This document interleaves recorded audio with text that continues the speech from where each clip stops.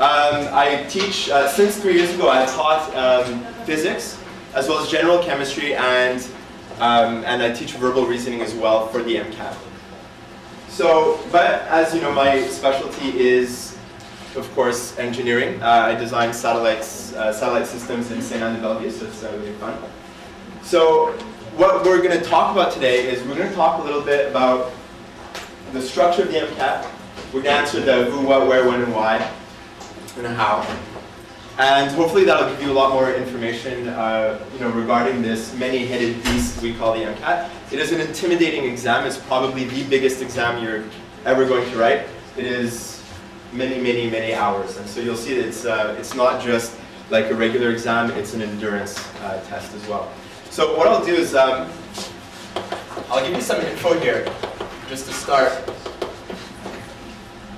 So here's my name, and I'll give you some websites as we go along as well, so you can take note of these.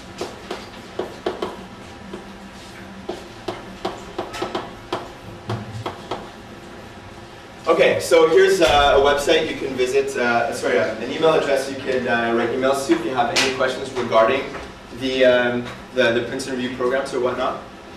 Okay, so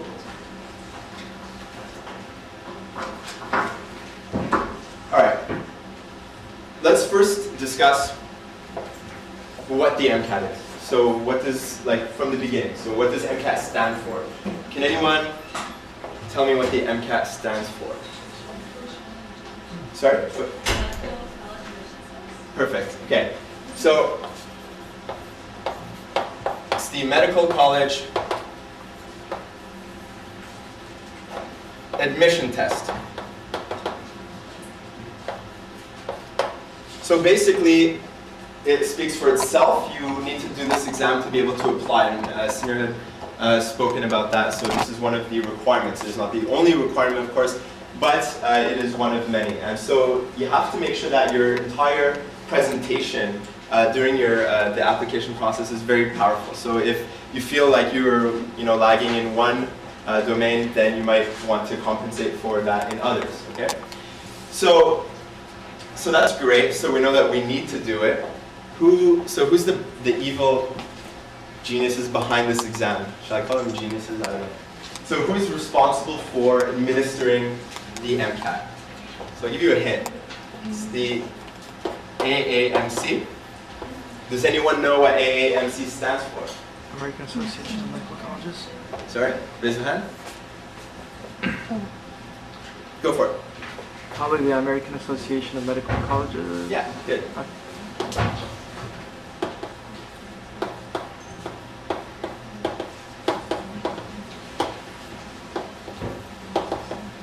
Okay.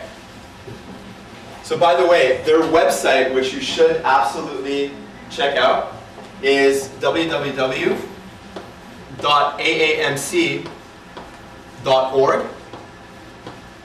/MCAT. Okay, so these are your enemy. Okay, so you basically need to understand their psychology and their, how they construct their questions and their exams, because they're not straightforward. And we'll see that in the MCAT, it's not the content itself that is so challenging.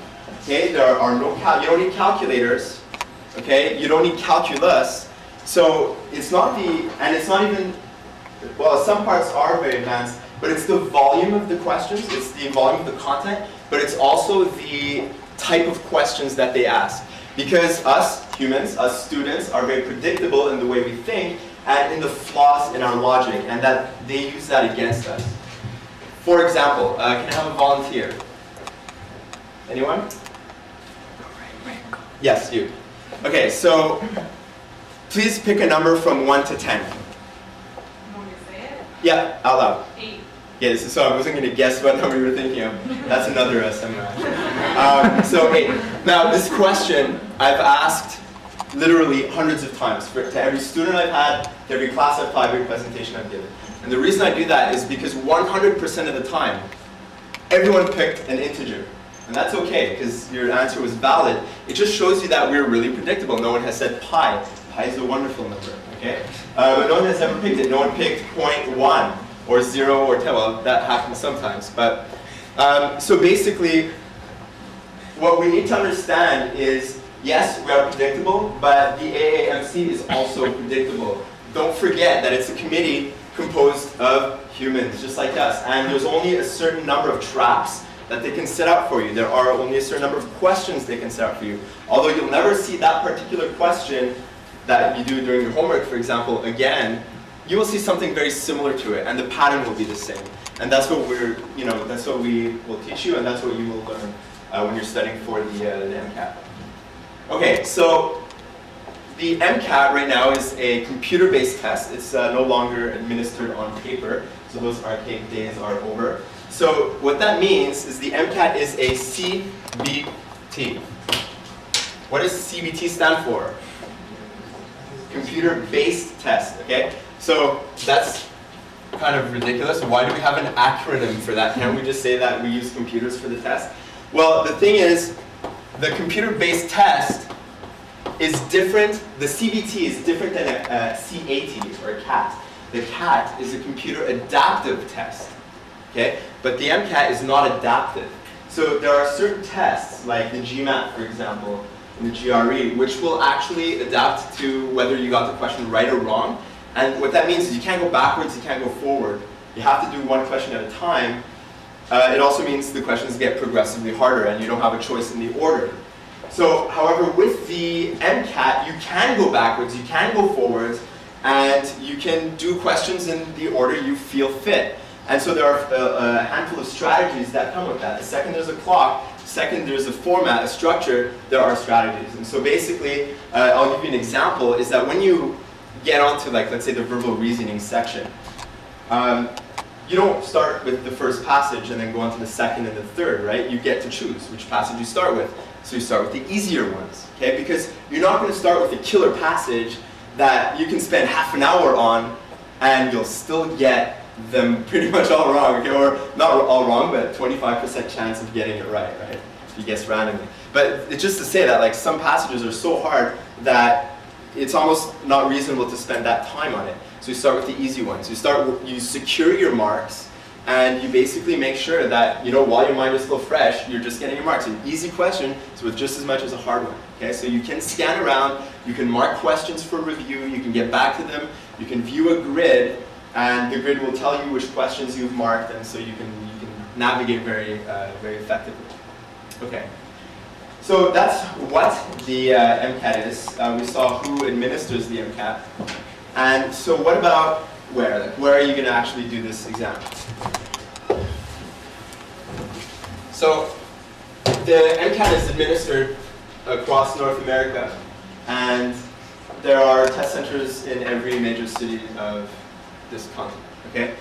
So you need to know where you're going to do the test. This seems maybe for you, some of you obvious, like you'll do it here in Montreal. But some of you come from Toronto, some of you hail from Ottawa. So you know you have to check the AAMC website, and they will tell you a list of all the test centers and the test dates. So the test centers, the numerous test centers, are administered by a company called Thomson Prometric. And I'm not sure if there's a P there. Okay. So they're the ones who administer the rooms. They're pretty quiet. You have a set of headphones. I've heard in some cities the headphones are not so good. In Montreal they were pretty good. I've heard some students tell me that the headphones were so good that they heard their own hearts beating, and they were getting nervous, so they heard themselves breathing fast and fast, but it took them off, right? So you might want to check out their the test centers. If you go on the website, you can actually get an address. They're on René Lévesque, so they're not too far. You can go in. You can ask to check out the site. They might let you in. You know, at least look, have a quick gander, and then you can leave. So the location is not a problem, but the time is an issue that you might want to, well, that you definitely will want to consider. So when? Well, you can't just write the test any day, okay? So you have to wait for a specific date, okay? So there's different test administrations. So there are 28 administrations on 25 days throughout the year. Okay? So, okay, why is this number, why do these numbers not equal each other? Well, because sometimes they have 2 administrations per day, and it's that easy. Okay, so sometimes I have morning and afternoon classes. Now, it's really important that you book your exam early, very early. Okay, and what I mean, so there's 2 parts to that statement. So one is when do I do it, what year do I do it in? And the other question is, well, once I've chosen a year, how much in advance should I book it? Well, the answer to the question, how much in advance should I book this exam, is as soon as you know you're doing it in a given summertime or a given, in January, let's say, you book your exam, okay? Because there are long waiting lists. Now, what time of the year is the most, well, the busiest for the MCAT? Does anyone know? Sorry? August. August is actually, yeah, because it's the end of summer. And so a lot of people put this off as late as possible. Why? To give them themselves more time to study. That's not the best way to do it, because as Samir was mentioning, you want to get this in as early as possible in the application period. So what that means is, if there are May exams, write the exam in May, right, or in June, right? So these are good times to write. So summer is the busiest time of the year. And the reason for that is quite obvious, because you have your full course loads, right? And now the MCAT is an extra 5 topics, which we'll talk about a little bit later. We'll talk about the structure of the MCAT. So you definitely don't want to do these all at the same time, although some people do brave that journey. So it is not impossible, but you definitely want to give yourself a lot of time to do this. So, okay, so summer is the busiest time of the year, so book well in advance. But what year should you write your exam? So let's do a quick survey. So who here is in U0?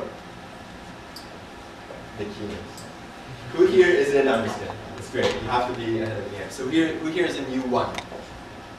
Okay, and U2? U3? More than U3? Okay. So when is the best year to write this? Now, the best year would be it's the summer before graduating, so U2 would be a good time to do it. Why? Well, as I'll mention a bit later, you have to, well, you don't have to, but you should give yourself some breathing room. So in other words, many people decide to take the test a second time because they want to get a more competitive score. So if you write this during August of your graduating year, then if you don't get the score you wanted, right, you never know, you might get anxiety, you might not feel good. If you don't get the score you wanted, you're going to have to wait 30 days before you can write again. And if you wrote in August, there is no 30 days, okay, because the next test is like January. Okay, so yeah, so do this well early. So to do it in your second year of study,